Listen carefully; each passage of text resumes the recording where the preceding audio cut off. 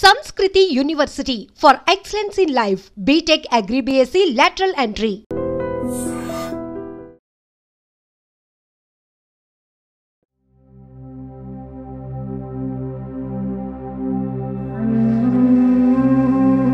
సుమారు 1200 ఏళ్ల చరిత్ర కలిగిన భారతదేశంలోనే అతి ప్రాచీనమైన దేవాలయాలలో ఒకటిగా ప్రసిద్ధిగాంచిన దక్షిణ కాశీగా పేరొందినటువంటి శ్రీముఖలింగం.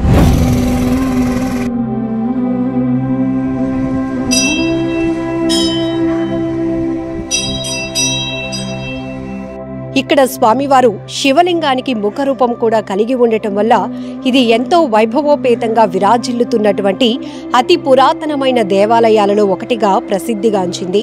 శ్రీముఖలింగం శ్రీముఖలింగేశ్వర స్వామివారి దివ్య దర్శనం చేసుకోవడంతో పాటు ఇక్కడ ఆలయ ప్రాశస్త్యం గురించి, స్వామివారి విశిష్టత గురించి మరిన్ని విశేషాలు చూద్దాం రండి.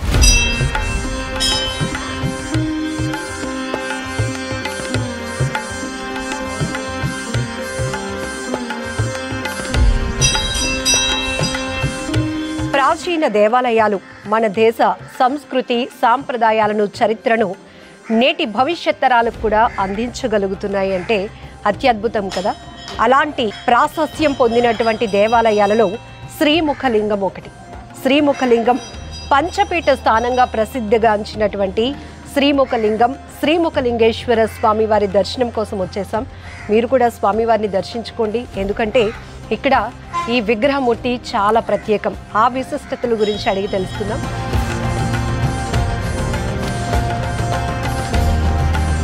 శ్రీముఖలింగం అనేటప్పటికీ దేవతలే ఆశ్చర్యపోయినటువంటి స్వామివారి విగ్రహ రూపం ఇక్కడ చూస్తున్నామంటున్నారు. ఏంటి స్వామివారి విశిష్టత? ఇది శ్రీకాకుళం జిల్లా జల్మూరు మండలం శ్రీముఖలింగ గ్రామంలో వెలిసి ఉన్న పురాతనమైన శ్రీ ముఖలింగేశ్వర స్వామి క్షేత్ర మహత్యం. అప్పుడు ఇదంతా కూడా అరణ్యం. ఈ అరణ్యం పేరు గోవిందరణ్యం.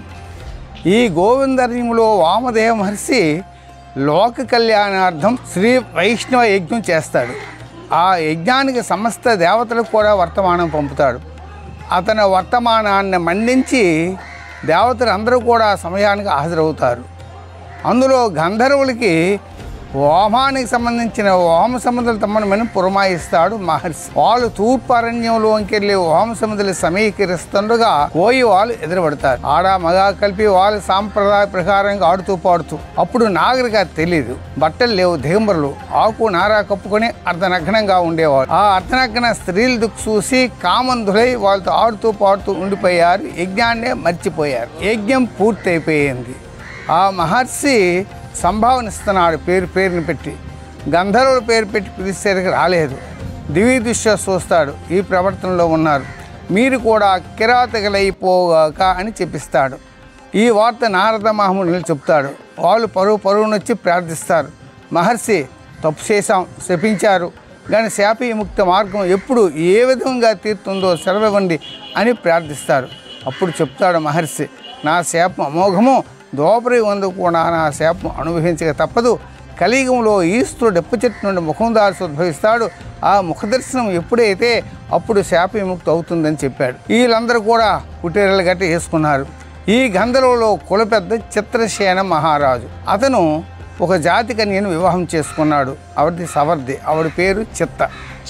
ఇంకొన్నాళ్ళు పోయిన తర్వాతను శ్రీశైలం నుండి కాశీ వెళ్ళాలని ఒక జంగపు స్త్రీ చిత్కల పేరుది శివభక్తురాలు కాలబాటనొస్తూ సూర్యాస్తమయానికి తావు తప్పి అరణ్యం చేరింది. ఆ రాత్రి ఆ రాజుని ఆశ్రమం కోరింది.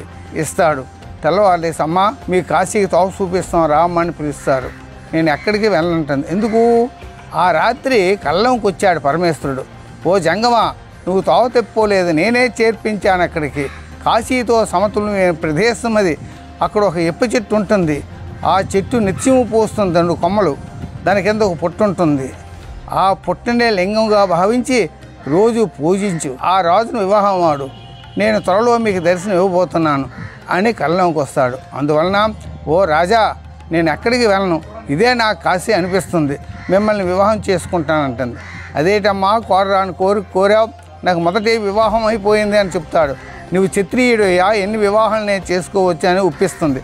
అప్పుడు మొదటి భార్య అనుమతి తీసుకుంటాడు, జాతి వారు అనుమతి తీసుకుంటాడు, వివాహం చేసుకుంటాడు. అప్పుడు ఇద్దరు భార్యలు. ఇక్కడ ఆధారం ఏంటి? జీవనాధారము. ఇదంతా ఎప్పువనం అంత కూడా. ఇక్కడ సుమృతపురం అనే అగ్రహారం ఉండేదట. అక్కడ సుమృతుడు అనే సాహుకారు ఉండేవాడు. అతనికి పువ్వులు ఇస్తే రసవర్గాలు ఇచ్చేవాడు. అయితే ముఖలింగేశ్వరుడు ద్వాపరయుగంలో ఎప్ప చెట్టు, ఆ చెట్టుకు 2 కొమ్మలు, దాని కింద ఒక పుట్ట. ఆ చెట్టు నిత్యము పోస్తుండేది. ఆ చెట్టు తక్కినవన్నీ ఒకే ఋతువులు పూసేది. ఆ చెట్టు నుంచి కొన్నాడు రాజు. ఇద్దరి భార్యలకి చేరో కొమ్మ పంచిపెట్టాడు. ఇద్దరికి 2 గృహాలు కట్టాడు. దినేంటో రోజు ఉంటూ ఇద్దరిని సమాన భావంతో చూస్తుండేవాడు. అయితే మొదటి భార్య శుచి శుభ్రత లేదు. తలవాళ్ళు వేసేది, కంపట్టుకొని తుడిసేసేది. ఆ పువ్వులు తీసుకెళ్ళి సావుకారికి ఇస్తే రసవర్గాలు ఇచ్చేవాడు దానికి తగినట్టుగా. రెండో భార్య కాలకృత్యాలు తీర్చుకొని స్నానం చేసి వచ్చి ఆ చెట్టు కింద పుట్టిన లింగంగా భావించి ధూప నైవేద్యాలు పెట్టి తుడిస్తే ఆవిడ సువర్ణ పుష్పాలు రాలుతుండేవి. దానికి తగినట్టు మంచి మంచి రసవర్గాలు ఇస్తే ఉండేవాడు ఆ సావుకారి.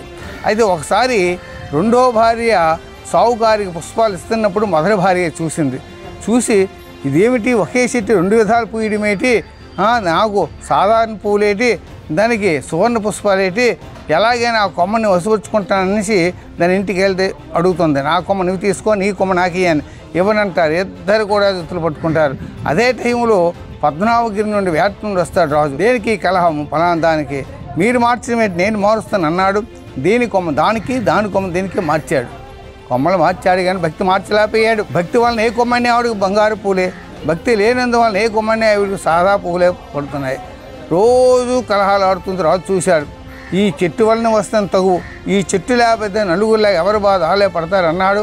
వెంటనే చెట్టుని నరికేశాడు. ఎప్పుడు నరికేశాడు? ఆ చెట్టు కింద పుట్ట నుండి అగ్ని జ్వాలంటే తేజస్సు వస్తుంది. దాన్ని తట్టుకోలేక రాజు మోర్చపోయాడు. ఎప్పుడు మోర్చపోయాడు? మొదటి భార్య జాతి వారి అందరినీ కౌరు పెట్టింది. ఎవరో దేశాన్ని వచ్చింది, మొదటి చెట్టును మార్చింది, ఇప్పుడు నా భర్తనే విషప్రయోగం చేసి చంపేసిందని అందరూ కూడా కత్తులు ఖడ్గాలు పట్టుకొని వస్తారు ఆవిడ చంపేయడానికి. ఆవిడకి ఎవరు ఉండరు. అన్యదా శరణ్యాస్తి మమా తస్మాత్ కారుణ్య భావి అయిన రక్ష మహేశ్వర పరమేశ్వర, నాకు తల్లి తండ్రి లేరు, బంధువు లేరు, నీ భక్తురాలను నీవే ఆపద నుండి ఒకటి అని చేతులు పెట్టి ఎప్పుడు నమస్కారం చేసిందో, ప్రార్థించిందో అప్పుడు మంటలు చల్లారే. రాజు కూర్చున్నాడు. ఆ చెట్టు నరికిగా మధురు భాగమే శక్రరూపం పోయింది, శిలారూపము మారి ఆవు రూపముగా దర్శనమిచ్చాడు. ఎప్పుడు వీళ్ళ రూపాలు వీళ్ళకి వచ్చావో దేవలోకం మళ్ళీ బ్రహ్మాది దేవతలు చెప్తారు, ఫలాని గోవిందర్యంలో వంశధారుడిన ఈశ్వరుడు ముఖం దాల్చి ఉద్భవించాడని. అందరూ ఆశ్చర్యపోయారు. ఎందుకు? భృగుమ శపించాడు ఒకనాడు ఈశ్వరుడికి, కలిగి ఉన్న లింగాకారమిగా నీకు ఆకారం ఉండదని. అలాంటిది ఆకారంతో ఎలా పుట్టాడని ఆశ్చర్యంతో 1,000 మంది దేవతలు వచ్చారు. పూజ పునస్కారాలు చేశారు. ముఖముండ్రుడి చేత ముఖలింగేశ్వరుడు అని పేరు పెట్టారు. ఏ దేవాలయంలోని ఆది విరాటుకు ఒకే పేరు పెడతారు. ఇక్కడ 4 పేర్లు పెట్టారు. ముఖముండ్రుడి చేత ముఖలింగేశ్వరుడు, అలాగే ఎప్ప చెట్టు నుండి పుట్టాడు, ఎప్ప చెట్టు నుండి ఉద్భవించాడు కాబట్టి ఎప్ప చెట్టుకి సంస్కృతంలో మధువృక్షం అంటారు. మధుకేశ్వరాయ అని కూడా పెట్టారు. ఆ లింగానికి మధ్యలో హోల్ ఉంటుంది. ఏ విధంగా? ఆవు చెవుల మాదిరిగా ఉంటుంది. అందుకు గోకర్ణేశ్వరాయ అని కూడా పెట్టారు. ఆ తర్వాత ఇక్కడ ఇదంతా కూడా జయంతిపురం అటుది. జయంతిపురంలో పుట్టాడు కాబట్టి జయంతీశ్వరాయ. యుగానికి ఒక పేరు పెట్టి కలియుగంలో ముఖలింగేశ్వరుడు అనే పేరు సార్థకం చేసి వారి పేరును ఒక్కొక్క లింగానికి ప్రతిష్ఠించి వెళ్ళారు. వడదగ్గు కోట్లింగ క్షేత్రము, దక్షిణ కాశీ. అంతే. ఈ కోట్లింగాలు కూడా ఎంతో విస్తీర్ణంలో ఉన్నామంటే పంచిక్రోశములు అంటే 10 మైళ్ళు. 10 మైళ్ళు అంటే 16 కిలోమీటర్ల విస్తీర్ణంలో ఉండే లింగాలన్నీ కూడా దీనికి సంబంధించినవే. గొట్లని పుట్లని తోటలంటే అక్కడే ఉన్నాయి. అందువల్లనే దీనికి క్షేత్రపాలకుడు ఎదురుగా ముఖలింగేశ్వరుడికి తూర్పు దిశగా పద్మనాభగిరి ఉంది. గిరి మీద కృష్ణార్జునుడి క్షేత్రపాలకులు ఉన్నారనమాట. అలాగే ఈ ప్రహరీ లోపల అష్టదిక్పాలకులు వచ్చారు. ఒక్కొక్క లింగాన్ని వాళ్ళ పేరును ఒక్కొక్క లింగాన్ని ప్రతిష్ఠించుకొని వెళ్ళారు. అంతే. ఎవరి స్థానంలో వాళ్ళు ప్రతిష్ఠించలేదు, వ్యతిరేకంగా ప్రతిష్ఠించారు. ఆగ్నేయ మూల ఇంద్రుడు ప్రతిష్ఠించాడు. అలాగే అక్కడ నైరుతి మూల అగ్నిదేవుడు ప్రతిష్ఠించాడు. అలాగే వాయు మూల యమధర్మరాజు ప్రతిష్ఠించాడు. అలాగనే ఉత్తర దిశలో నైరుతి ప్రతిష్ఠించాడు. అలాగనే ఈశాన్య మూల వరుణదేవుడు ప్రతిష్ఠించాడు. ఆ తర్వాత ఈశాన్య మూల సైడు వాయువు ప్రతిష్ఠించాడు. ఆ తర్వాత తూర్పు దిక్కులో కుబేరుడు ప్రతిష్ఠించాడు. అవి అష్టదిక్పాలు. అలాగే దేవాలయంలో పంచాయతనం ఉంది, అక్కడ ఈశాన్య లింగాన్ని ప్రతిష్ఠించారనమాట. ఇది 1 కోటి లింగ క్షేత్రం. అలాగే ఇక్కడ పంచాయతనం అని ఉంది. అంతే 5 ఒకే దగ్గర కూర్చుంటే మెడ తిప్పినంత మాత్రాన 5 దేవతలు దర్శనమయ్యే పీఠం అది. 1 ఆదిత్య సూర్యనారాయణమూర్తి, 2 అంబిక పార్వతి, 3 విష్ణుమూర్తి, 4 గణనాయిక, 5 మహేశ్వర. ఈ 5 దేవతల అనుగ్రహం ఉంటుందన్నమాట. అలాగనే ఇక్కడ ఈ ప్రహరీ లోపల అష్టదిక్పాలకులు కాక ఇక్కడ 8 గణపతులు ఉన్నాయి. ఇక్కడ శక్తి గణపతి, అలాగే చింతామణి గణపతి, అలాగే డుండి గణపతులు, అలాగే సాక్షి గణపతి, అలాగే విద్యా గణపతి, అలాగే బుద్ధి గణపతి అని 8 గణపతులు ఉన్నాయి. అలాగే కుమారస్వామి కూడా ముఖలింగేశ్వరుడు వెనక భాగంలో వెలిసి ఉన్నాడు.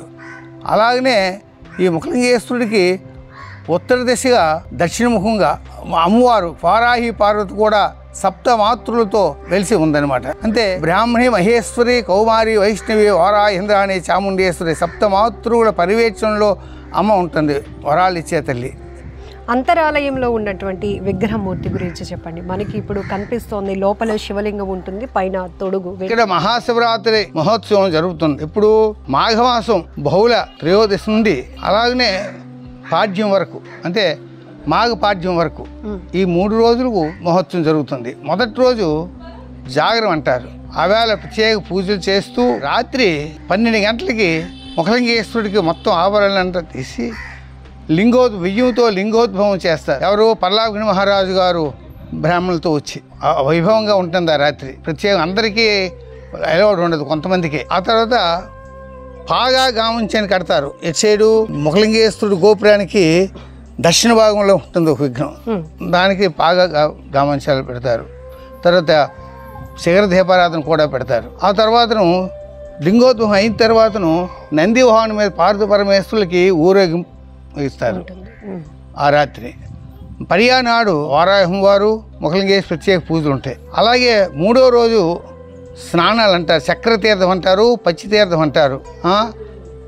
అది చెప్పుకోదగింది. అది ఎక్కడ జరగని స్నానం జరుగుతుంది. ఇక్కడ నంది వాహనం మీద పార్వతీ పరమేశ్వరుడు ముఖలింగేశ్వరుడికి ఉత్తర దిక్కుగా బయలుదేరి ఇంచుమించు 1 కిలోమీటర్న్నర వరకు వెళ్ళి నది వంశధార నది అవతల ఒడ్డుకి, అంటే మిరపల్లి తాను అవతల ఒడ్డుకి వెళ్ళి అక్కడ ఆశీనులు అవుతారు.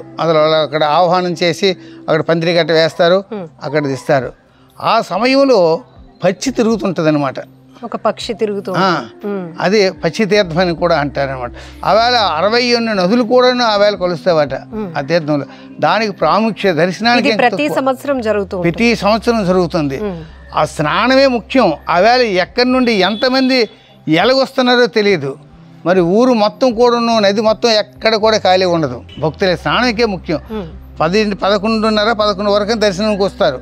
అది దాటిపోయిన తర్వాత మర్రారు స్నానంకి వెళ్ళిపోతారు. వెళ్ళి స్నానం చేసుకొని ఆ పరమేశ్వరుని తాలూకా అనుభూతి పొందుతారనమాట. అలాగే కార్తీక మాసంలో కార్తీక పౌర్ణమి మహోత్సవం అదొకటి.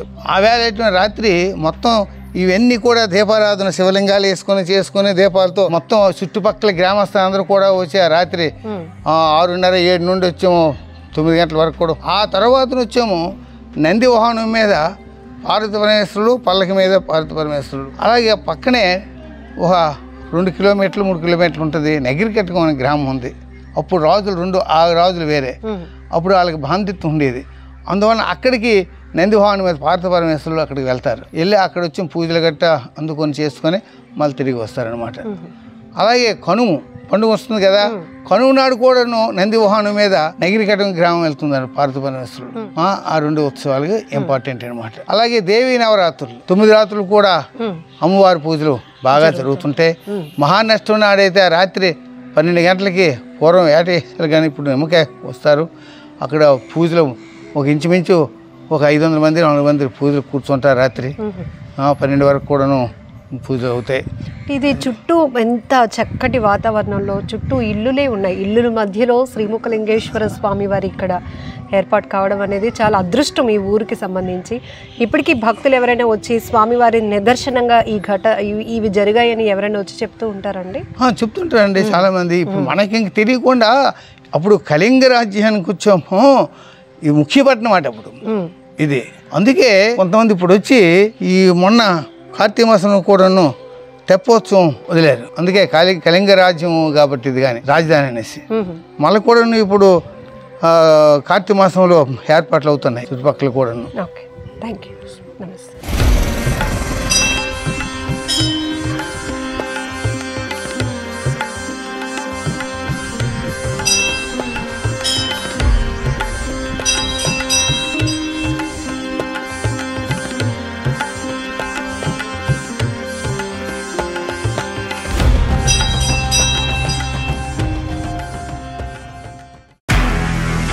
నిజంగా ప్రస్తుతం ఉన్నటువంటి సమాజం దేనికి ప్రయారిటీ ఇస్తుంది? ఆర్థిక సంబంధాల చుట్టూ మాత్రమే తిరుగుతోంది. మళ్ళీ ఎన్నికలంగానే చాలా విరక్తి కలుగుతున్నాం. మంచి అనిపిస్తుంది కదా, లేడీస్ కూడా ఛాలెంజింగ్ జాబ్స్ చేసినప్పుడు చాలా బాగుంటది. ఫుడ్ డెలివరీ ఇవ్వటానికి వెళ్ళినటువంటి డెలివరీ బాయ్ అనిల్ పై కళ్ళ ముందు